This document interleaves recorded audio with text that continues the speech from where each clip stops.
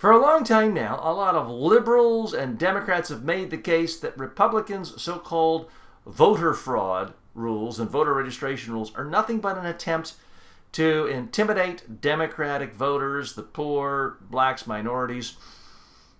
Well, now a Republican is admitting that's the case.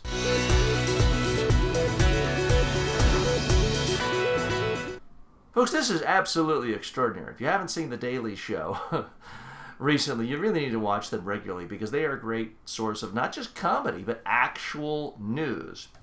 One of their correspondents talked to a conservative precinct chairman in an elected position in North Carolina, Don Yelton. He's a Republican official.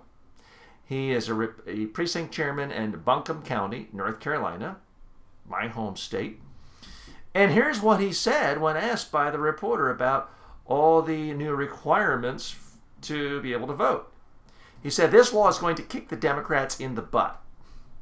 What have we been told repeatedly from Republicans? Oh no, this has nothing to do with party. We're just trying to go after fraud. And then he says, if it hurts a bunch of lazy blacks that want the government to give them everything, so be it.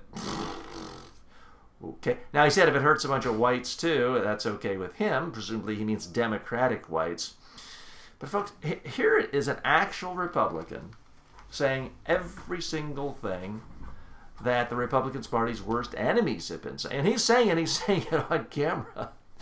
At one point the correspondent says, you do know we can see you, right? Now this guy has been quickly shoved aside. The Republican Party forced him to resign.